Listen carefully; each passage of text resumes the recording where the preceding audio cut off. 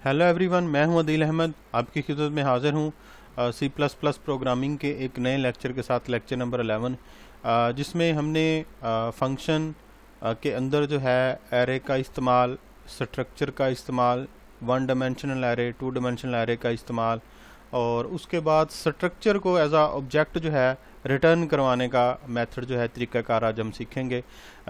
Most important class है आज की, एग्जामिनेशन पॉइंट ऑफ व्यू के लिहाज से भी और कह लें कि प्रोग्रामिंग स्किल्स के लिहाज से भी। आप इसकी बार बार प्रैक्टिस करके जो है वो एक्सपर्ट बन सकते हैं। तो चलते हैं जी, स्टार्ट करते हैं। डव सी प्लस प्लस हमारी आईडी है, integrated development environment, ID stand for, जिसमें जो है वो हम अपनी प्रोग्रामिंग कर रहे हैं। तो सबसे पहले कंट्रोल एन मैं कीबोर्ड से प्रेस कर रहा हूँ जी, कंट्रोल प्लस एन। तो न्यू फाइल देखें क्रिएट हो रही है, जो हम यहाँ से क्रिएट करते थे सोर्स फाइल पे क्लिक करके। ठीक हो गया, तो शॉर्ट की से भी मैंने जो है वो क्रिएट कर लिया। तो चलते हैं जी, स्टार्ट करते हैं। सबसे पहले कि एरे और फंक्शन का जो है वो हम किस तरह इस्तेमाल करते हैं कि calling a function with array parameter.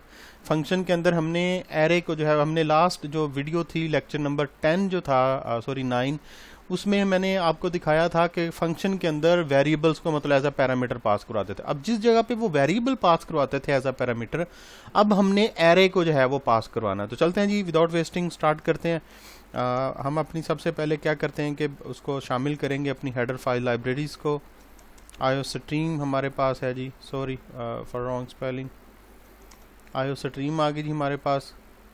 और उसके बाद ही हमारे पास आ जाएगा यूजिंग नेम स्पेस। ओके, फिर उसके बाद हमारा इंट मेन फंक्शन आ गया जी। ओके, और इसके अंदर हमने रिटर्न 0 करवाना है, क्योंकि फंक्शन जो है वो सॉरी सेमीकोलन लगाएंगे यहाँ पे। ये मैंने इंट मेन जो है वो डिक्लेयर कर लिया जी, मेन मेथड जो था, और इसके साथ हमने सॉरी वो लगाई नहीं, पैरेंथेसिस ये लगा दिए जी। अब मैंने आपको बताया था कि फंक्शन जो थे वो हम हेडर फाइल्स के बाद और मेन से पहले डिक्लेयर करते हैं। मैं फंक्शन हेडर डिक्लेयर करने लगा हूँ, एक वॉइड, इसका नाम रखते हैं जी शो। ठीक हो गया, और उसके अंदर मैं एक इंटीजर टाइप की एरे और उसका नाम जो है जी वो मैं रख देता हूँ एज, और उसके साथ हम सिंपल क्या करेंगे कि ये साइन लगा देंगे एरे का, बस उसके अंदर साइज वगैरह मेंशन करने की जरूरत। ये मैंने बताया था कि फंक्शन हेडर है जी, ये वाला हमारा, इसको फंक्शन डिक्लेरेशन भी कहते हैं या फंक्शन प्रोटोटाइप भी कहते हैं। वॉइड हमें इसकी कोई रिटर्न टाइप नहीं है, शो इसका नेम है, इंटीजर टाइप की हम एक एरे इसके अंदर पास करवा रही हैं, एज उसका नाम है जी। ठीक हो गया। अब आपको पता है कि इसको कॉल भी करते हैं और इसकी डेफिनेशन भी। तो मैं सिंपली क्या करता हूँ, इसको कॉपी करता हूँ by pressing control C from keyboard and pasting here the semicolon at the end of the function declaration. Now pasting here by pressing control V the copy text, और फिर मैं यहाँ पे कर्सर रख के इंटर करता हूँ, इसकी बॉडी बनाते हैं जी, फिर मैं इंटर करता हूँ।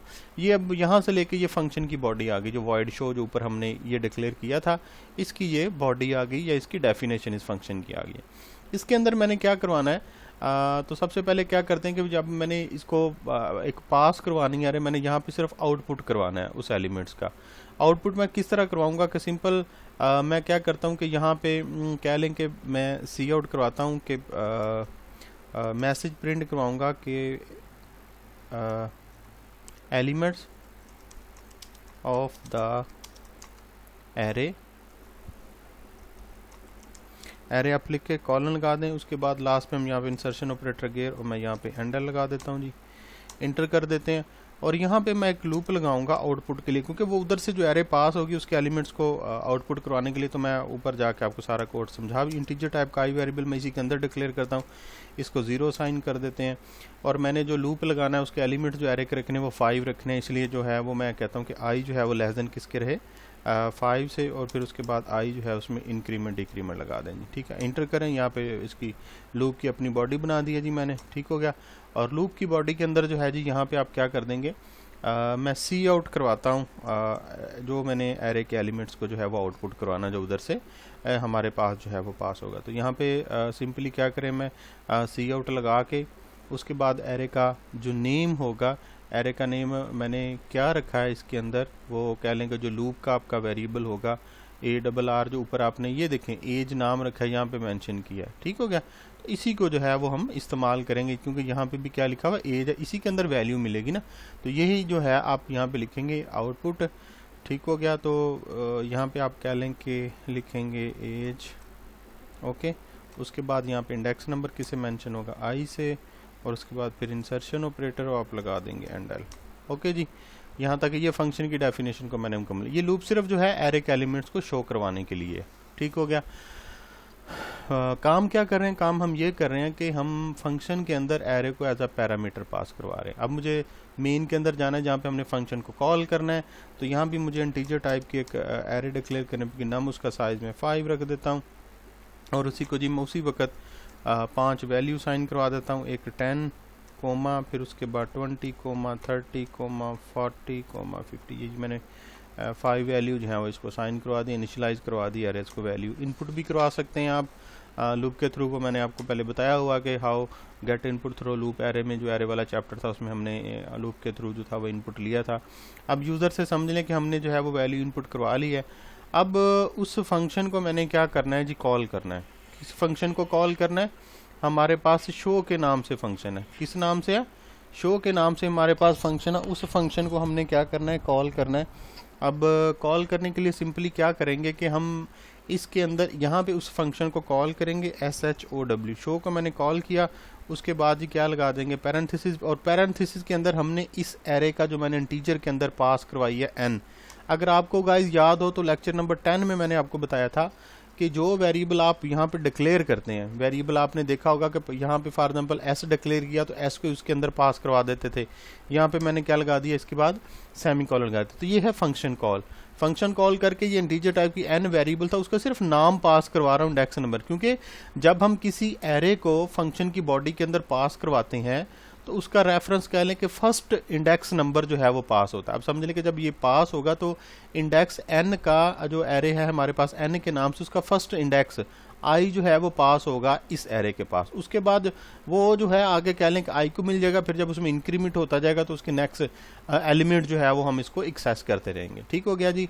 तो आपने देख लिया कि किस तरह जो है वो फंक्शन और एरे का आपस में इस्तेमाल कर सकते हैं। फंक्शन का एज अ पैरामीटर हम इसके अंदर पास करवा सकते हैं। तो चलते हैं जी, सबसे पहले इसको सेव कर दें। सेव करने के लिए हमें इसका लेक्चर नंबर है जी हमारे पास 11, तो इसको लेक्चर जो है वो 11 का नाम दे देते हैं। इसको सेव कर दें। यहाँ से सेव करने के बाद इसको आप कंपाइल कर दें। कंपाइल करने के बाद अगर तो सक्सेसफुल टाइम कंपाइलेशन आ रहा है तो अब हम इसको क्या कर देते हैं, रन कर देते हैं। तो रन करने देखें एलिमेंट्स ऑफ द एरे 10 20 30 40 50। तो गाइज आपने देखा कि वैल्यूज़ जो है वो तो मैं मेन के अंदर दे रहा हूँ ना इस एरे को, लेकिन आउटपुट किस में करवा रहा हूँ, मैं शो वाले फंक्शन में करवा रहा हूँ। तो आपने देखा कि ये वाली एरे जो है वो as a reference pass by, मैंने बताया था पास बाय वैल्यू और पास बाय रेफरेंस, एरे को हमेशा पास बाय रेफरेंस फंक्शन के अंदर पास होती है। यहाँ से एरे के फर्स्ट इंडेक्स का एड्रेस चला गया इस एरे के पास, यहाँ से आगे फिर हमने लूप लगाया, वो समझ लें कि फर्स्ट इंडेक्स आई के पास चला गया, फिर जब हमने आई में इंक्रीमेंट किया फिर वो 1 इंडेक्स चला गया, फिर 2, जिस तरह लूप को एक्सेस करते। तो यहाँ से जो एज एरे थी उसके जो n एलिमेंट्स आ रहे हैं 10 20 30 40, उसको सारे को इस स्टेटमेंट के थ्रू जो है वो आउटपुट करवा दिया गया। अब आगे बढ़ते हैं जी। ये हमने देखा कि फंक्शन के अंदर एरे को जो है वो हम किस तरह पास करवा सकते हैं। अब हमने करना है कि जो एरे हमने पास करवाई है उसका इंडिविजुअल एलिमेंट जो है उसको हम किस तरह, सॉरी फॉर इंटरप्शन। तो गाइज मैं बता रहा था कि अब ये पहले जो था वो मैंने समझ लें कि पूरी की पूरी एरे का एड्रेस पास किया था। अब मैं चाह रहा हूँ कि मैं एरे का एक एक इंडेक्स करके पास करूँ। पहले नंबर पे जो है वो इंडेक्स नंबर 0 पास हो, उसकी वैल्यू हो, फिर इंडेक्स नंबर 1, फिर इंडेक्स नंबर 2, फिर इंडेक्स नंबर 3, फिर इंडेक्स नंबर 4, मतलब जितने भी हमने साइज जो यहाँ पे मेंशन किया होगा। तो चलते जी, उसको पास करवाने के लिए मुझे सिंपली क्या करना है, ये कोड सारा वैसे का वैसे रहने देता हूँ, मैं इसी में चेंजिंग करता हूँ थोड़ी सी। मैं यहाँ पे जो है जी एक लूप ऐड करना चाहूँगा फॉर वाला। मैं सिंपली क्या करता हूँ कि टाइम सेविंग के लिए जी गाइज मैं क्या करता हूँ कि इसी लूप को मैं कॉपी कर लेता हूँ बाय प्रेसिंग Ctrl+C, और मैं यहाँ पे कर्सर रख के मैं Ctrl+V करके पेस्ट कर लेता हूँ। ठीक हो गया। मेन के अंदर जो है वो मैंने पेस्ट कर लिया जहाँ पे मैंने एरे डिक्लेयर की थी। मैं थोड़ा सा स्पेस दे रहा हूँ ताकि, और उसके अंदर जो आउटपुट की स्टेटमेंट है उसको मैं क्या कर देता हूँ, यहाँ से रिमूव कर देता हूँ, क्योंकि मैंने फंक्शन को इंडिविजुअल एलिमेंट्स हैं। और ये जो आपने मेथड कॉल किया हुआ ना, इसको यहाँ से ख़त्म कर दें, और इसको आपने जो है जी कॉल करना है इस लूप की बॉडी के अंदर। ये मैं टैब दबा के आगे जा रहा हूँ। कैसे, उस मेथड का नाम फंक्शन का क्या था, शो था, और उसके अंदर हमने पास क्या करवाना है। ये देखें, जब आप वॉइड शो करते हैं तो आपको यहाँ पे इंट आर्गुमेंट्स का वो बता रहा है एज के नाम से कि आपने इसके अंदर जो है एक एरे पास करवानी है। ठीक हो गया। इंटीजर टाइप की, नाम को नहीं देखना आपने, क्योंकि एज कह रहा है कि आपने पास करवाई हुई है एज के नाम से वॉइड शो के अंदर। तो हमारे पास जो मेन के अंदर एरे है वो है एन के नाम से, तो यहाँ पे मैं क्या लिख दूंगा, एन पास करवा दूंगा। ठीक हो गया जी, ओके। और यहाँ पे लास्ट पे क्या लगा देंगे, सेमी कॉलन। ये तो था कि हम पहले इस तरह पास करवाते थे। अब मैंने क्या करवाना है कि एक एक एलिमेंट्स जो है एरे का वो मैंने इंडिविजुअली कह लें कि पास करवाना है। उसको इंडिविजुअली पास करवाने के लिए सबसे पहले मैंने बताया कि हमने लूप लगाया और उसके अंदर मेथड जो कॉल किया, मेथड कॉल करने के बाद अब मैं यहाँ पे जो है कह लें कि मैं ब्रैकेट्स लगाऊंगा, स्क्वायर ब्रैकेट्स लगा के, और उसके अंदर मैं आई मेंशन करूंगा, इंडेक्स नंबर। क्योंकि जब लूप की वैल्यू 1 होगी, 0 होगी, तो यहाँ पे n0 मतलब फर्स्ट इंडेक्स पास होगा इस एरे को। ठीक हो गया। फिर उसके बाद जब लूप में आई में 1 का इंक्रीमेंट होगा, आई में 1 आ जाएगा, और 1 के बाद जो है हम कंडीशन चेक करेंगे क्या 1 5 से कंडीशन ट्रू होगी। फिर उसके बाद n1 जो एलिमेंट्स होगा, मतलब n1 एलिमेंट्स कौन सा होगा, इंडेक्स नंबर ये वाला जिसमें 20 वैल्यू, ये पास होगा किस एरे को, इसको। तो आगे जो है जो वो लूप लगा हुआ उस तरह जो है वो आगे आप उसको आउटपुट भी करवाते हैं। अब यहाँ पे हमें वो लूप की जरूरत नहीं है, क्योंकि अब यहाँ पे एरे नहीं पास हो रही, बल्कि एक एक एलिमेंट आ रहा है हमारे पास, हर दफ़ा वो फंक्शन कॉल होगा। तो हम यहाँ से जो है वो मैं इस लूप को जो है वो कह लें कि ख़त्म कर देता हूँ। ये लूप मैंने जिसके अंदर लगाया था उसको एलिमिनेट कर देते हैं। ठीक हो गया। तो आपके कोड जो है वो सामने आ जाता है, ताकि बिल्कुल एक ही स्क्रीन के ऊपर हो। तो आप देख सकते हैं जी सारा कोड आपके पास जो है एक ही स्क्रीन में मैं आपको शो करवा दूं, तो सारा कोड सामने आ गया। तो गाइस अब आप देख सकते हैं कि यहाँ पे जो है वो सेम वही है, ये आपकी इंटीजर टाइप की एक एरे है, ये मैंने लूप लगाया है। अब टॉपिक जो था सेकंड, जो अब पहले मैंने पूरी एरे का रेफरेंस पास किया था फंक्शन के अंदर मेन से। अब मैं करवा रहा हूँ कि एरे का एक एक इंडेक्स पास हो, तो उसके लिए मैंने लूप लगाया, और उस लूप के अंदर मैंने उस फंक्शन जो शो के नाम से था, जिसके अंदर हमने एक एरे को एज अ पैरामीटर पास करवाया हुआ, और उसके अंदर मैंने अब ब्रैकेट्स लगा के एलिमेंट को, इंडेक्स नंबर को पास करवाया। अब यहाँ पे सी आउट एलिमेंट्स और एंडर लगा दिया, और उसके बाद एज आई, एक एक इंडेक्स नंबर जो ऊपर से आएगा वो ऑटोमेटिकली जो है वो यहाँ पे शो हो जाएगा। अब यहाँ पे हमें इंडेक्स नंबर लगाने की कह लें कि ज़रूरत नहीं है। सिंपल कह लें कि आप एक वेरिएबल भी डिक्लेयर कर सकते हैं। आपको जो कह लें कि एक एरे डिक्लेयर करने की भी ज़रूरत नहीं है कि आप जो है वो एक एरे डिक्लेयर करें। सिंपल आप एक वेरिएबल कर दें। वेरिएबल कैसे करेंगे, कंटीजर टाइप का एज वेरिएबल रहने दें इस ब्रैकेट्स को, क्योंकि अब हम एरे नहीं पास करवा रहे, बल्कि सिर्फ उसका एक इंडेक्स पास करवा रहे हैं, एक उसकी वैल्यू पास करवा रहे हैं। जब भी एरे के नाम के साथ आप स्क्वायर ब्रैकेट्स लगा के उसके अंदर लूप का काउंटर वेरिएबल लगाएं, तो इससे मुराद ये है कि इसकी आप वैल्यू भेज रहे हैं, अब एड्रेस नहीं जा रहा। अब इस चीज़ को कहते हैं पास बाय वैल्यू। जब मैंने यहाँ पे स्क्वायर ब्रैकेट्स, लास्ट प्रोग्राम जो फर्स्ट मैंने इससे पहले करके दिखाया, उसमें यहाँ पे ब्रैकेट्स लगी हुई थी, एरे जो है वो as a pass by reference होती है। ठीक हो गया। लेकिन जो एरे का इंडेक्स होता है, एक इंडेक्स भेजते हैं, वो समझ लें कि as a pass by value होता है। ठीक है। तो ये चीज़ आपने ज़रूर अपने जहन में रखनी है। तो यहाँ पे इंट मैंने एज कर दिया, और यहाँ पे जो है जी वो आई को इसके साथ जो है सिंपल एज वेरिएबल कर देंगे। तो आप देख सकते हैं कि ये मैंने एक, अगर बाय पास रेफरेंस होता तो इसके साथ हम एड्रेस ऑपरेटर लगाते, एरे था तो वो एज अ रेफरेंस पास होता है। अगर एरे का आपने एक इंडेक्स भेजना है तो वह पास बाय वैल्यू कंसीडर होगा। चलें जी, यहाँ से इसको सेव करते हैं। सेव करने के बाद आप इसको क्या कर दें, कंपाइल कर दें। कंपाइल करने के बाद आप इसको रन कर दें। ठीक हो गया। तो आप देखते हैं elements of the array 10, elements of the array 20, elements of the array 30, elements of the array 40, elements of the array 50 जो है, क्योंकि हर के साथ मैंने यहाँ पे देखें एलिमेंट्स ऑफ एरे मैसेज लगाया, तो हर दफ़ा पहले 10 वैल्यू पास हुई। ठीक है, फंक्शन, क्योंकि हर दफ़ा जो है अब इसकी थोड़ी सी मैं एग्जीक्यूशन बता दूं कि जब ये एरे के बाद लूप में आएगा कंट्रोल, तो आई की वैल्यू 0 है, उसके बाद कंडीशन चेक होगी, 0 जो है वो 5 से लेस है, कंडीशन ट्रू होगी तो नीचे आ जाएंगे। जब नीचे आएंगे तो उसके अंदर एक फंक्शन कॉल हुआ शो के नाम से, तो डायरेक्ट कंट्रोल लूप से निकल के इस वाले पोर्शन पे आ जाएगा नीचे वॉइड शो के अंदर। जब कंट्रोल इस ब्लू वाले एरिया में आएगा तो इसके अंदर देखें कि यहाँ से वैल्यू फर्स्ट पास हुई है, मतलब 10 पास हुआ है, वो 10 वैल्यू किसके पास आएगी, एज के पास।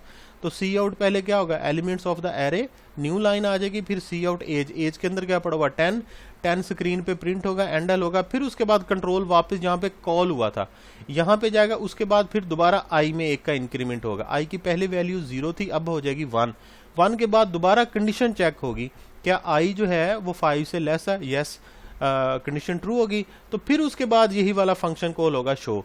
अब n1 है और n1 के अंदर कौन सी वैल्यू पड़ी हुई है, 20 पड़ी हुई है।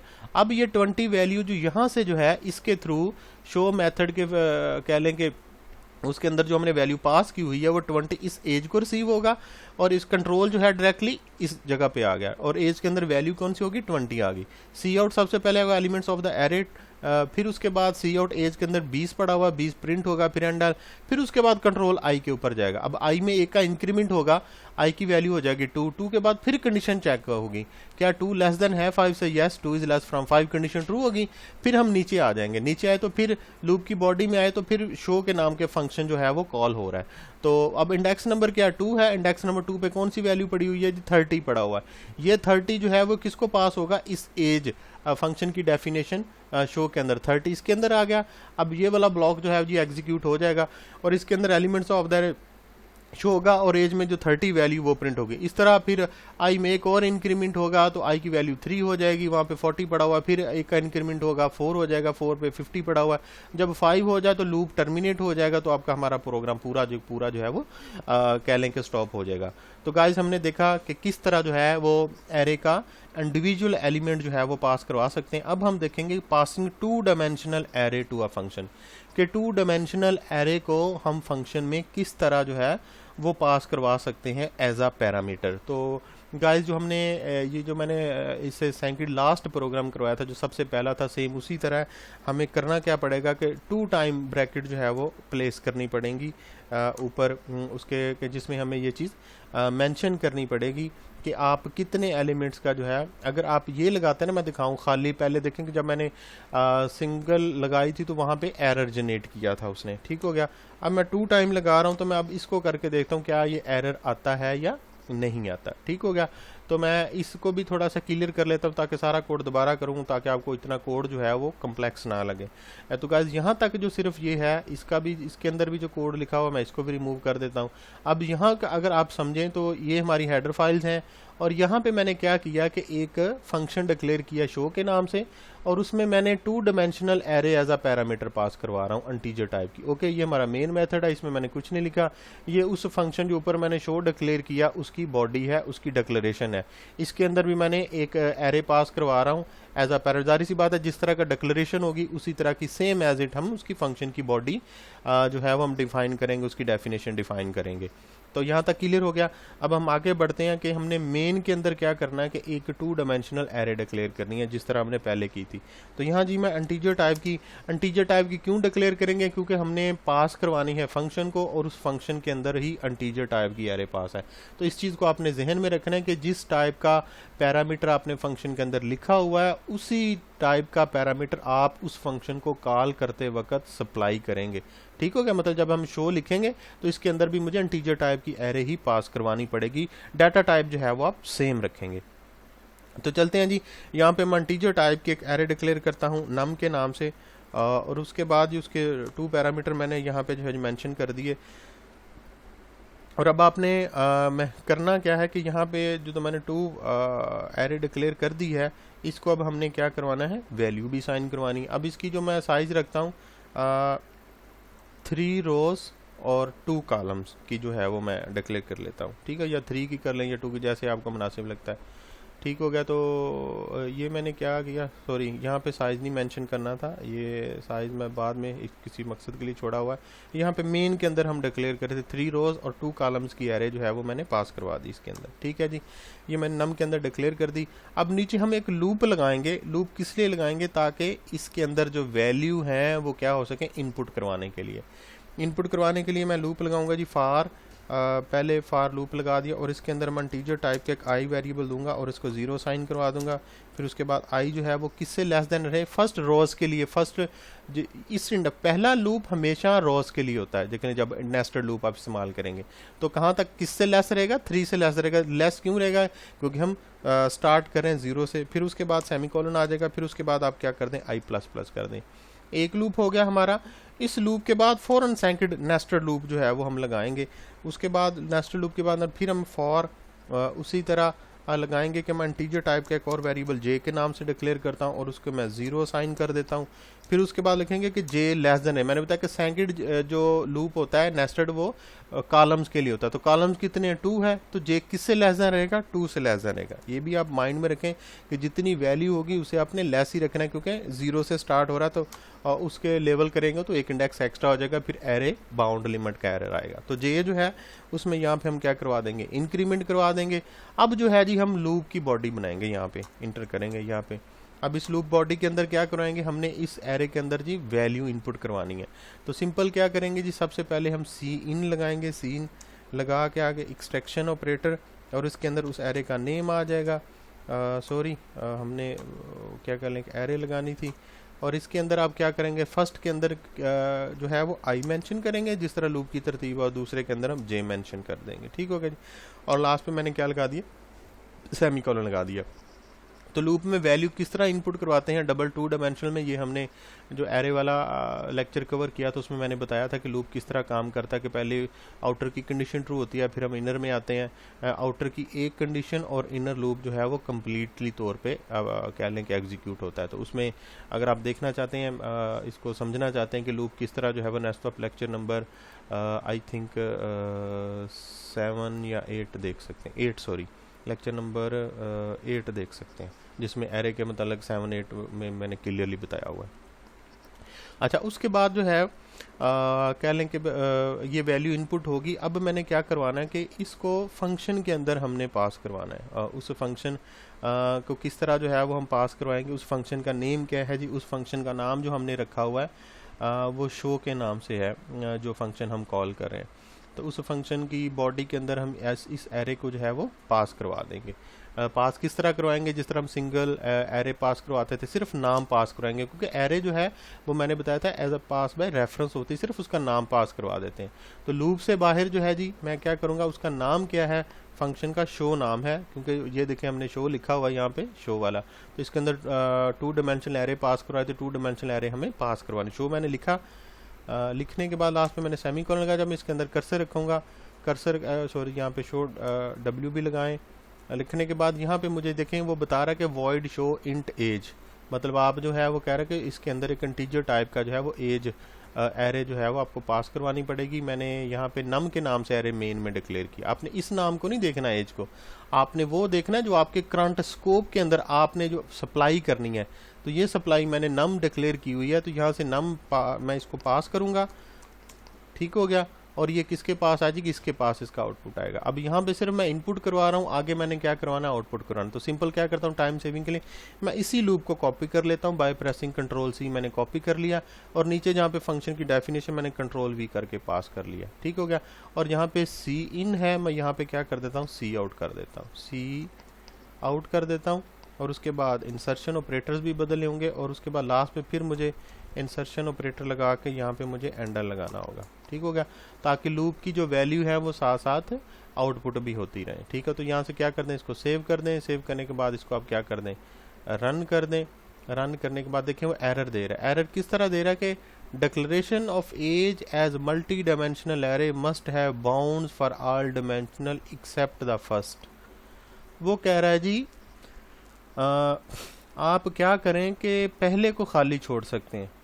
ठीक हो गया, मतलब पहले को खाली छोड़ सकते हैं। दूसरी डायमेंशनल देना, सेकंड डायमेंशनल इज मस्ट, मतलब मैं कहने से मुराद ये है कि आप इसको खाली छोड़ सकते हैं, इसको नहीं। फॉर एग्जाम्पल दूसरे का हमने कितना रखा था, 2 रखा हुआ है ना, ये देखें 2 तक लूप जा रहा है, तो मैं इसको रख दिया। इसको क्या करते हैं, सेव करते हैं। सेव के बाद मैं कंपाइल करता हूँ।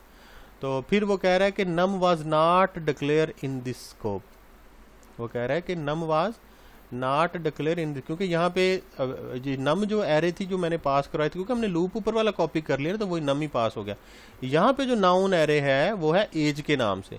ठीक हो गया, तो उसका रेफरेंस नम एरे का एज रेफरेंस के अंदर आ गया है। तो यहाँ पे मुझे एज लिखना पड़ेगा जो उसके स्कोप के अंदर जो फंक्शन शो है जिसको रेगुनाइज करता है। तो मैंने यहाँ पे एज लिख दिया। अब यहाँ से सेव कर दें। सेव करने के बाद अगेन कंपाइल कर दें। तो अब कह रहा है कि as was not declare in this scope. कह रहा है कि एज जो है वो भी डिक्लेयर, क्यों डिक्लेयर, वो इस चीज़ की बात कर रहा है जो ऊपर मैंने यहाँ पे मेंशन किया ना। कहता है ऊपर तो मेंशन कर दिया, अब यहाँ भी इसको मेंशन करें। तो यह क्या कर दिया, अगेन सेव करना होगा। सेव करने के बाद इसको कंपाइल कर दें। कंपाइल सक्सेसफुली हो चुका है जी। अब रन कर दे तो आप देख सकते हैं वो सबसे पहले हमसे एलिमेंट डिमांड कर रहा है 5।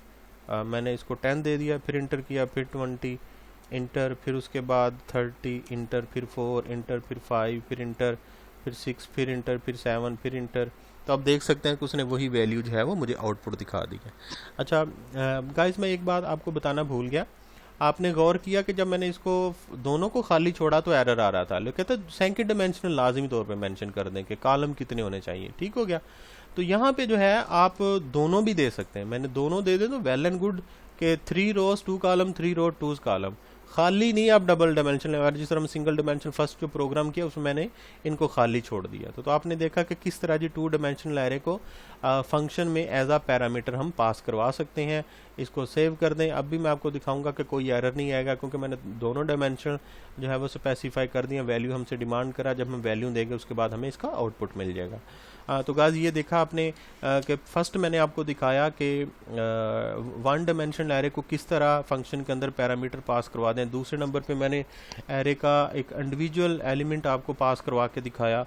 फिर उसके बाद हमने 2 डायमेंशनल एरे को जो है वो फंक्शन के अंदर मैंने पास करवा दिया। अब हम देखेंगे फंक्शंस एंड स्ट्रक्चर्स। हम क्या देखेंगे? Functions and structure. मैं इस कोड को जो है वो यहाँ से ख़त्म कर देता हूँ, डिलीट कर देता हूँ। ये मैं फंक्शन बना रहता हूँ वही शो के नाम से। अब इसको जो है वो सिंप्लीफाई कर देंगे। एरे अब हमने पास नहीं करवाने, तो ये एलिमेंट जो है मैं सिंपल इंटीजर टाइप का ये रहने देता हूँ, बल्कि इसको ख़त्म कर देता हूँ ये भी, क्योंकि अब हमने स्ट्रक्चर को पास करवाना होगा इस के अंदर। तो ये मैं इसको बिल्कुल ख़त्म कर देता हूँ। अब इस सूरत में अगर आप देखें तो मैंने वॉइड शो के नाम से एक फंक्शन डिक्लेरेशन डिक्लेयर किया है। उसके बाद हमारा मेन फंक्शन है और ये उस वॉइड शो की बॉडी है। ठीक हो गया। तो बढ़ते हैं जी फंक्शन एंड स्ट्रक्चर की तरफ। तो सबसे पहले जी स्टूडेंट्स हम स्ट्रक्चर हमने कह लें कि हमने लेक्चर नंबर 8 के अंदर उसको फंक्शन से पहले जो लेक्चर 9 था 8 में जो है वो हमने इसको डिस्कस किया हुआ है स्ट्रक्चर्स वगैरह को, और 7 के अंदर जो है वो हमने एरे को डिस्कस किया हुआ। तो आप देख सकते हैं इसको बेटर। और लेक्चर नंबर 6 के अंदर लूप को भी डिस्कस किया हुआ मैंने। अगर आप इससे पहले अगर आपने मेरे वो लेक्चर्स नहीं लिए तो आप लेके अपने कॉन्सेप्ट जो है वो क्लियर कर सकते हैं।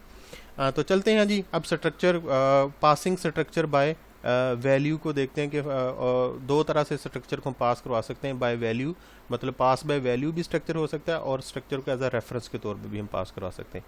तो सबसे पहले स्ट्रक्ट का कीवर्ड यूज़ करते हुए मुझे जो है कह लें कि एक एसटीडी के नाम, स्टूडेंट के नाम से मैंने स्ट्रक्चर डिक्लेयर कर दिया। डिक्लेयर करना पड़ेगा क्योंकि ज़ाहिर सी बात स्ट्रक्चर होगा तो उसको फंक्शन के अंदर पास करवाएंगे ना। तो इसके अंदर मैं क्या करता हूँ कि एक इंटीजर टाइप का एक एम वेरिएबल डिक्लेयर कर लेता हूँ, और एक फ्लोट टाइप का मैं जो है वो एन वेरिएबल डिक्लेयर कर लेता हूँ। दो मैंने स्ट्रक्चर के अंदर, और यहाँ पे स्ट्रक्चर के बाद आपको पता है हम सेमीकोलन लगाते होते हैं। ये जी मैंने हेडर फाइल्स के बाद एक स्ट्रक्चर डिक्लेयर किया स्ट्रक्ट कीवर्ड इस्तेमाल करते हुए। ये मैंने इसके बारे में मैं पहले बता चुका हूँ कि मैंने अर्लियर लेक्चर में बता चुका कि स्ट्रक्चर किसे कहते हैं। फिर उसके बाद मुझे अब क्या करना पड़ेगा कि फंक्शन मैंने पहले ही डिक्लेयर किया हुआ, वो फंक्शन ऊपर डिक्लेयर किया हुआ, इसको मैं कंट्रोल सेलेक्ट करके कंट्रोल एक्स करके मैं यहाँ पे इसको पेश करता हूँ। पहले स्ट्रक्चर को डिक्लेयर करना है, बाद में आप फंक्शन को डिक्लेयर करें, क्योंकि पहले वो वैल्यू डिक्लेयर होगी तो फिर इसके अंदर जो है वो हम पास करवा सकते हैं। और इस फंक्शन के अंदर मैं क्या करता हूँ कि इसी टाइप का ये जो वॉइड पैरामीटर पास करवाना है, और इस क्या नाम है स्ट्रक्चर का, एसटीडी टाइप का मैं टी वेरिएबल जो है इसके अंदर पास करवा देता हूँ।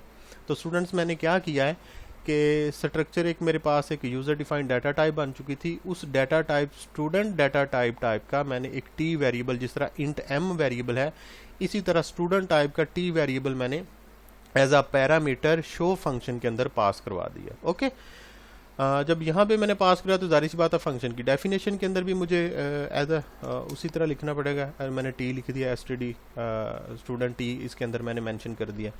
अब मेन की तरफ बढ़ते हैं जी। वहाँ पे मुझे क्या करना पड़ेगा, इसी स्टूडेंट टाइप का एक वेरिएबल डिक्लेयर करके जब मैं इसको कॉल करूँगा मुझे इसको पास करवाना पड़ेगा। तो स्टूडेंट टाइप का यहाँ पे मैंने एस वेरिएबल डिक्लेयर कर लिया।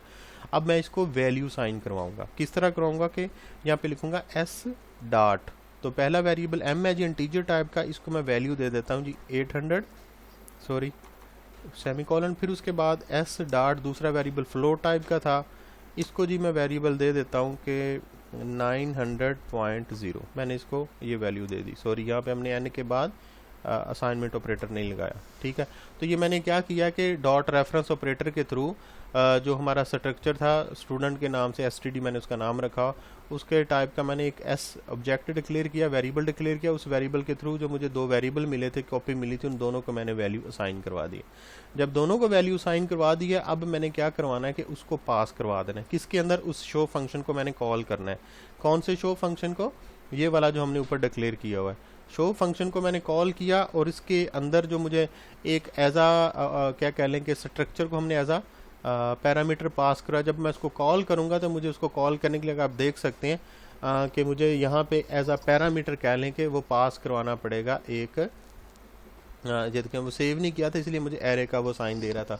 तो आप देख सकते हैं कि वॉइड शो स्टूडेंट टी, वो कह रहा है कि आप स्ट्रक्चर टाइप का एक वेरिएबल प्रोवाइड करना पड़ेगा। और मेन के अंदर मैंने स्ट्रक्चर टाइप का वेरिएबल स्टूडेंट स्ट्रक्चर टाइप का क्या डिक्लेयर किया, एस के नाम से। तो यहाँ पे मुझे मैं किसको पास करवा दूंगा, एस पास करवा दूंगा।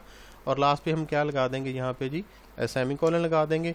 अगर आप देखें तो यहाँ से हमारा रिटर्न जो है मेन का वो भी 0 रिमूव हो चुका है, उसको मैंने दोबारा लगा दिया। ठीक हो गया जी। तो ये पास हो जाएगा। यहाँ से जब ये फंक्शन कॉल होगा तो कंट्रोल कहाँ पे आ जाएगा, इस जगह पे वो एस जो है वो किसको मिल जाएगा, टी को। अब यहाँ पे मैंने क्या करवाना, उसकी वैल्यूज़ को आउटपुट करवाना। तो सी आउट यहाँ पे कह लें कि आउटपुट करवा लें, जो मैंने करवाया हुआ। आउटपुट करवाने के लिए सिंपल क्या करेंगे, आप जो आपके पास टी वेरिएबल है उसके थ्रू उसको एक्सेस कर लेंगे। सी आउट यहाँ पे मैं लिखूँगा एलिमेंट्स ऑफ द स्ट्रक्चर के एलिमेंट्स कौन कौन से हैं जी। उसके बाद आप यहाँ पे लगाएं इंसर्शन ऑपरेटर, ठीक है। उसके बाद यहाँ पे आप लिखेंगे जी टी डॉट, पहला वेरिएबल m है जी, उसको आउटपुट करवा दें। ठीक हो गया। फिर उसके बाद इंसर्शन ऑपरेटर, फिर उसके बाद एंडल लगा दें। एंडल लगाने के बाद फिर इंसर्शन ऑपरेटर, फिर लिखें टी डॉट, दूसरा वेरिएबल फ्लोट टाइप का n था उसको एक्सेस करके यहाँ पे लिख दें। ठीक हो गया। लास्ट पे सेमीकोलन आ गया। तो आप देख सकते हैं जी किस तरह एलिमेंट्स ऑफ द स्ट्रक्चर मैंने इसका मैं बता दूं कि यहाँ पे मैंने स्टूडेंट टाइप का स्ट्रक्चर डिक्लेयर किया था और मैंने एक फंक्शन डिक्लेयर किया शो के नाम से, और उसके अंदर उसी स्ट्रक्चर टाइप का मैंने t parameter as a parameter pass करवा दिया है फंक्शन के अंदर। और फिर मेन में मैंने किया कि उसी स्ट्रक्चर टाइप का एक एस वेरिएबल डिक्लेयर किया, उन दोनों को मैंने वैल्यू असाइन की। वैल्यू असाइन करने के बाद मैंने शो वाला फंक्शन जब कॉल किया तो उसके अंदर मैंने वही एज अ ऑब्जेक्ट स्ट्रक्चर का वेरिएबल एस पास करवा दिया। जब मैंने पास करवाया तो उसका रेफरेंस किसके पास, वैल्यू किसके पास आ गई एस की, यहाँ पे पास बाय वैल्यू हो रहा है। मतलब ये वैल्यू जब कह लें कि ये एस अलहदा से एक वेरिएबल है और टी जो है वो एक अलहदा से वेरिएबल है। ठीक हो। एस के अंदर भी हमें इस वेरिएबल m की कॉपी मिलेगी और n की कॉपी मिलेगी। इसी तरह t वेरिएबल जो शो के अंदर है उसके अंदर भी हमें m की वैल्यू मिलेगी और n की वैल्यू मिलेगी। अब s के अंदर जो m था उसकी वैल्यू t वाले m में कॉपी हो चुकी है, और s के अंदर जो n की कॉपी मिली थी उसके अंदर जो वैल्यू पड़ी थी वो t के अंदर जो n था उसको कॉपी मिल गई है। मतलब हम कह सकते हैं कि जो s के दो पैरामीटर थे वो रैम में अलहदा से क्रिएट हुए हैं, दो वेरिएबल, और जो t वेरिएबल है उसके पैरामीटर जो हैं वो मेमोरी में रैम में अलहदा से क्रिएट हुए हैं। नंबर ऑफ 4 वेरिएबल हैं जो वैल्यू एक दूसरे को कॉपी करके भेज रहे हैं। ठीक हो गया, क्लियर हो गया। तो ये हमने पास बाय वैल्यू स्ट्रक्चर को जो है वो पास कराया। तो यहाँ से जी सेव कर दें। सेव करने के बाद आप क्या कर दें, इसको कंपाइल कर दें। आप देखें जी वेरिएबल और फील्ड शो डिक्लेयर्ड वॉइड, कह रहा है कि उसको आपने वॉइड डिक्लेयर किया हुआ है। किसको जी, वेरिएबल और फील्ड शो डिक्लेयर्ड वॉइड, फिर उसके बाद before T expected primary expression before T से पहले जो है जी वो आपसे मांग रहा है। फिर उसके बाद एक्सपेक्टेड प्राइमरी एक्सप्रेशन एस से पहले भी कुछ वो डिमांड कर रहा है आपसे, कह रहा है कि S was not declare in this scope. S जो है वो इस स्कोप के अंदर आपने डिक्लेयर नहीं किया। अब हम देखते हैं जी एरर कहाँ पे आया। स्ट्रक्ट हमने जो उसको ठीक डिक्लेयर किया है या नहीं, तो स्ट्रक्ट इस कोड को वेरीफाई करते हैं। मैंने उसका टाइप का std डिक्लेयर किया है, फिर उसके बाद सेमीकोलन लगा दिया है जी हमने। लगाने के बाद फिर हमने कह लें कि वॉइड शो था, उसके अंदर हमने उस टाइप का स्टूडेंट टाइप का एक पैरामीटर यहाँ भी ठीक है। फिर उसके बाद हमारा इंट मेन आ गया मेथड, उसमें हमने स्टूडेंट टाइप का एक कह लें कि एस वेरिएबल डिक्लेयर किया। फिर हमने उसको वैल्यू साइन करवा दी। वैल्यू साइन के बाद हमने जो शो वाला मेथड था उसमें हमने उस एस को पास करवा दिया। तो ये कह लें कि मेन की बॉडी है, ये हमारे उस स्ट्रक्चर की बॉडी है। अब नीचे हम देखेंगे तो इस कोड के अंदर तो वॉइड शो ठीक है, ये भी लिखा हुआ है, उसकी डेफिनेशन है वॉइड शो की हमारे की। और इसके बाद हम देखेंगे कुछ कोड तो नहीं नीचे लिखा हुआ, नहीं जी नीचे कुछ भी नहीं है। वॉइड शो जब कॉल होगा तो एस जो है जी ये कॉपी हो जाएगा इस टी के अंदर, कॉपी हो जाएगा टी डॉट ग्रेड के अंदर। तो इसमें देखेंगे कि एरर जो है वो हमारे पास कहाँ पे जनरेट हो रहा है, कि जब हमने इसको वैल्यू कॉल कर दी है, पास करवा दी है, तो एरर जो है वो किस जगह पे जनरेट हो रहा है। कोड हमारा ठीक है, तो डिफरेंट काइंड ऑफ सैम्बल में वो जी एरर दे रहा है, जिसको अगेन सेव करके उसको कंपाइल करते हैं जी। फिर वो एरर दे रहा है कि एरर वेरिएबल और फील्ड शो डिक्लेयर्ड वॉइड, कहता आपने इसको वॉइड डिक्लेयर किया हुआ है, मतलब वो कह रहा है कि आप इसको वॉइड जो है वो डिक्लेयर नहीं कर सकते। या तो फिर हम एक काम करते हैं कि इसको अगर उठा के हम ऊपर डिक्लेयर भी नहीं कर, क्योंकि स्ट्रक्चर को डिक्लेयर करना पहले लाजमी है, फिर हम इसको पास करवाएंगे। तो अगर आपने इसको जो है जी वॉइड डिक्लेयर किया हुआ है, वॉइड अगर ना डिक्लेयर करें तो इसको फिर हम क्या करते हैं, इसके साथ हम जो रिटर्न करवाना है वो भी हम std लगाएंगे फिर। ठीक हो गया, स्टूडेंट टाइप की वैल्यू रिटर्न करवाए। यहाँ भी मैं वॉइड को हटा के इसके साथ मैं std लगा देता हूँ। ठीक हो गया। अब यहाँ पे मैंने जो एक s वेरिएबल डिक्लेयर किया था, वैल्यू रिटर्न करवा रहा हूँ, मतलब फंक्शन से एज आ ऑब्जेक्ट जो वैल्यू आपने रिटर्न करवानी है वो किस टाइप की करवानी है। यहाँ पे मैं j असाइन इसको करवा दूंगा, और उसके बाद यहाँ पे भी आप इसी को मैं कॉपी कर लेता हूँ इस स्टेटमेंट को bye pressing control C time saving के लिए, और यहाँ पे मैं कर्सर रखता हूँ, इंटर करता हूँ, कंट्रोल V कर देता हूँ, और यहाँ पे जो j वेरिएबल है मैं यहाँ पे वो j कर दूंगा। मैं इसको समझाता हूँ आपको मैंने किया क्या, कि ये मैं वैल्यू आपको अगर स्टूडेंट्स याद हो तो हमने, मैं इसको पहले सेव कर लूँ, सेव करने के बाद ये मैं थोड़ा सा हाईलाइटेड इसका ख़त्म कर दूँ कि जब हम वैल्यू रिटर्न करवाते हैं तो जिस टाइप की हमने वैल्यू रिटर्न करवानी होती है फंक्शन से, यहाँ पे जैसे इंट के मेन के साथ मैंने इंट लिखा है, तो यहाँ से मैं समझ रहा हूँ कि मैंने जो इस फंक्शन से वैल्यू रिटर्न करवानी है वो स्टूडेंट टाइप की करवानी है। और स्टूडेंट क्या है हमारे पास एक स्ट्रक्चर, मतलब स्ट्रक्चर टाइप की वैल्यू रिटर्न करवानी है। तो मैंने std वॉइड की जगह पे लिख दी कि मुझे इसकी वैल्यू जो है वो क्या करवाए, रिटर्न भी करवाए। तो यहाँ पे तो आप देख सकते हैं कि std मैंने यहाँ भी लिख रिटर्न टाइप, और एक चीज़ यहाँ पे और रखी कि मुझे अब रिटर्न का कीवर्ड भी लिखना पड़ेगा। तो यहाँ पे आप लिखें जी रिटर्न, रिटर्न किसको करवाना आपके पास, क्योंकि यहाँ पे t वेरिएबल है तो आप t को ही रिटर्न करवाएंगे। तो मैंने रिटर्न t लिख दिया। जब ये t रिटर्न होगा तो ये किसके पास, जब इसको एलिमेंट्स शो करवाने के बाद ये वैल्यू इस फंक्शन के पास आएगी, और ये t जो है यहाँ से इसकी वैल्यू किसके अंदर कॉपी हो जाएगी, j के अंदर। j किस टाइप का वेरिएबल है, स्टूडेंट स्ट्रक्चर टाइप का, और यहाँ से जो है हम इसकी वैल्यू जो है वो आउटपुट करें। अगेन इसको क्या करते हैं, सेव करते हैं। सेव करने के बाद इसको मैं क्या करता हूँ, कंपाइल कर देता हूँ। अब देखें कि student does not name a type, कहते हैं std does not name a type, कहता है कि एक टाइप यहाँ पे नहीं है। इस चीज़ को देखते हैं हम। सॉरी गाइस, मैंने वीडियो को जो था कुछ देर के लिए पॉज किया था, एरर आ रहा था ताकि वीडियो का साइज़ इंक्रीज़ ना हो। तो गाइस मैंने किया क्या, जो एरर जनरेट हो रहे थे, सिर्फ मैंने यहाँ पे जो std लिखा हुआ था ना, जिस जगह पे आपने, ठीक हो गया, वहाँ पे सिर्फ मैंने स्टूडेंट किया है। शायद नेम का कोई क्लैश आ रहा था, हालांकि कोई एरर नहीं था कोई भी, मैंने कोड को वेरीफाई आपके सामने कर लिया था।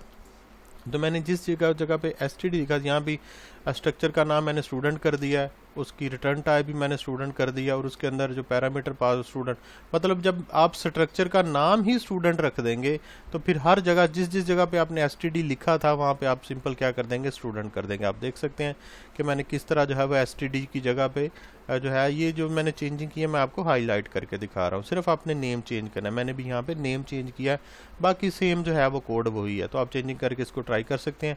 चलते हैं जी, स्टार्ट कर रहे हैं। अब आप इसमें हम हमारे दो टॉपिक जो है वो गाइस कवर हो। एक तो ये है कि स्ट्रक्चर को फंक्शन के अंदर किस तरह जो है वो हम एज आ पैरामीटर पास करवा सकते हैं, ये हम एज आ पैरामीटर स्ट्रक्चर जो है वो स्टूडेंट उसको पास करवा रहे हैं। और दूसरे नंबर पे ये कि फंक्शन जो है वो किस तरह स्ट्रक्चर को एज आ ऑब्जेक्ट रिटर्न कर सकता है वैल्यू, तो ये रिटर्न भी करवा रहे हैं। वॉइड की जगह पे हमने यहाँ पे स्टूडेंट लिखा हुआ है यहाँ भी, और जो फंक्शन की डेफिनेशन होती है यहाँ भी हम वॉइड लिखते हैं, उसकी जगह पे मैंने स्टूडेंट लिखा हुआ है। और स्टूडेंट क्या चीज़ है, हमारा एक स्ट्रक्चर है, और उसके अंदर हमारे पास 2 पैरामीटर है। तो जब ये मैंने लिखा तो यहाँ पे देखें हम इसको अंदर वैल्यू भी यहाँ से रिटर्न करवा रहे हैं। तो चलते हैं जी, स्टार्ट करते हैं। सबसे पहले सेव किया हुआ मैंने इसको रन कर देता हूँ। रन करके फाइंड टाइम सक्सेसफुल आ रहा है, और उसके बाद यहाँ से क्या करते हैं, इसको कंपाइल कर दें। तो एलिमेंट्स ऑफ द स्ट्रक्चर 800 और 900, फिर उसके बाद एलिमेंट ऑफ स्ट्रक्चर 800 900, हमारे पास 2 आउटपुट आ रहे हैं। एक किस स्टेटमेंट की वजह से आ रहे हैं, और फिर हमने उसी को जो है वो रिटर्न किया हुआ। तो ऊपर जाके जब कह लें कि हमारे पास बैक होता है, कंट्रोल जाता है, तो वो वैल्यू जो है वो हमारे पास मेन के अंदर कैच होती है। इसकी वजह से एक आउटपुट आ रहा है 800 और 900, क्योंकि जहाँ से जब ये एलिमेंट रिटर्न करवाते हैं टी, तो ये वापस जाता है इस शो फंक्शन के जहाँ पे इसको कॉल किया हुआ है, और उससे वो किसको आगे उसकी कॉपी मिल जाती है उस ऑब्जेक्ट की स्ट्रक्चर की, जे को। जे एक स्टूडेंट टाइप का ये भी स्ट्रक्चर वेरिएबल है, और उसके बाद हम उसकी वैल्यू को जो है उसको आउटपुट करवा देते हैं। अब हमारा लास्ट टॉपिक है इस लेक्चर का कि हमने स्ट्रक्चर को एज अ रेफरेंस किस तरह पास करवाना। मैंने पहले बताया कि ये जो वाला हमने काम किया, इसमें structure as a value pass हो रही, वो मैं पहले बता चुका हूँ कि किस तरह एस की कॉपी जो है वो टी को कॉपी होती है उसके लैदा के अंदर। रेफरेंस एज अ रेफरेंस पास करने के लिए जो है वो गाइस सिंपल क्या करेंगे कि मेन से पहले जहाँ पे आपने उस फंक्शन को डिक्लेयर किया, उससे पहले आप क्या करेंगे कि एड्रेस ऑपरेटर लगा दें। यहाँ पे एड्रेस ऑपरेटर लगा दें, फिर उसके बाद जो फंक्शन की डेफिनेशन है उसके साथ जो है अब वहाँ पे एड्रेस ऑपरेटर लगा दें। ये जी एज आ रेफरेंस पास हो गया। इसमें आप कह लें कि ये जो टी वेरिएबल जो है और एस वेरिएबल अलग-अलग से रैम में क्रिएट नहीं होंगे। मतलब एस क्रिएट होगा जी हमारा एक्चुअल पैरामीटर है, वो मैं पहले बता चुका हूँ लेक्चर नंबर 8 के अंदर एक्चुअल फॉर्मल पैरामीटर को। ये हमारा फॉर्मल पैरामीटर टी है, इसका एड्रेस जो है वो इसके पास आएगा अलग-अलग से। जैसे वो कह लें कि ये जो हमारा स्ट्रक्चर वेरिएबल है इसके अंदर एम और एन है, इसकी अलग-अलग से जो कॉपी है इसको नहीं मिलेगी। बाकी काम सेम वही रहेगा, सिर्फ मैंने लगाया। इसको भी मैं आपको यहाँ से सेव करता हूँ। सेव करने के बाद यहाँ से मैं इसको कंपाइल कर देता हूँ। कंपाइल करने के बाद फिर आप क्या कर दें, इसको यहाँ से रन कर दें। तो रन करके देखें 800 900 वही आउटपुट आ रहा है। मैं बता चुका हूँ कि अगर as a pass by reference करते हैं, अगर आप नीचे उसकी वैल्यू में कुछ चेंजिंग करते हैं तो वो ऊपर भी ऑटोमेटिक चेंजिंग। मैं आपको चेंजिंग करके थोड़ी सी यहाँ पे दिखाता हूँ कि before elements of the structure, यहाँ पे मैं कर देता हूँ कि चेंजिंग करने से पहले उसकी वैल्यू क्या थी और चेंजिंग करने के बाद मैं दिखा देता हूँ। फिर उसके बाद यहाँ पे लिखता हूँ टी डॉट एम वेरिएबल है, इसको मैं यहाँ पे 90 साइन करा देता हूँ, इंटर कर देता हूँ। फिर उसके बाद टी डॉट कह लें कि एन मैं ले लेता हूँ, ठीक है, और इसको वैल्यू जो है वो मैं 100 असाइन करा। तो अब गौर करें, जब मैंने देखें कि एक दफ़ा यहाँ से वैल्यू जो आएगी वो 800 आएगी और 900 आएगी, क्योंकि एज ए रेफरेंस पास हो रहा है ना टी के अंदर। तो यहाँ पे इसकी वजह से 800 आउटपुट आ जाएगा और इसकी 100 से 900 आ जाएगा। लेकिन बाद में मैं किया है क्या कि इस फंक्शन के अंदर, हालांकि वेरिएबल तो उसके अंदर डिक्लेयर किया हुआ है, एस एक्चुअल पैरामीटर है, लेकिन यहाँ पे उसका रेफरेंस आ रहा था, मैंने वैल्यू 90 कर दिया और 100 कर दिया। करने के बाद फिर वो वैल्यू टी के अंदर, टी को जब रिटर्न करवाएंगे तो यहाँ पे वैल्यू जो सैंकिड है वो चेंज हो जाएगी। सेव कर दें, कंपाइल कर दें। कंपाइल करने के बाद यहाँ से मैं रन कर देता हूँ। आउटपुट आप देख सकते हैं बिफोर एलिमेंट्स ऑफ द क्या आ रहा है 800 और 900, और बाद में क्या आ रहा है कि 90 और 100 आ रहा है, ठीक है। तो यहाँ जिस भी जगह यहाँ पे चेंज करें एक्चुअल पैरामीटर में या फॉर्मल में, तो चेंजिंग एक ही जगह पे होगी, क्योंकि एस एक वेरिएबल क्रिएट हुआ, हमें सिर्फ एम और एन की जो स्ट्रक्चर के वेरिएबल एक ही कॉपी मिली है। लेकिन जब हमने last as a pass by value किया था स्ट्रक्चर को, तो उसके अंदर एस के वेरिएबल एम और एन अलहदा रैम में क्रिएट हुए थे और टी के वेरिएबल एम और एन रैम में अलहदा से क्रिएट हुए, लेकिन पास बाय रेफरेंस में वो अलहदा से क्रिएट नहीं होते। तो गाइस, अगर अभी तक आपने मेरा चैनल सब्सक्राइब नहीं किया तो सब्सक्राइब करें। ये एक क्रैश कोर्स सीरीज़ है, अराउंड अबाउट ये 6 से 7 आवर्स में आपका पूरा C++ प्रोग्रामिंग का कोर्स कवर हो रहा है। आप प्रोग्रामर बनना चाहते हैं, आप एग्जामिनेशन पॉइंट ऑफ व्यू से इसको कवर करना चाहते हैं, पूरा सेमेस्टर आपको टाइम नहीं मिला, तो आप तकरीबन 6 से 7 घंटों में अपना कोर्स मुकम्मल कर सकते हैं। दुआओं में याद रखिएगा। मिलते हैं नेक्स्ट लेक्चर में, तब तक के लिए अल्लाह।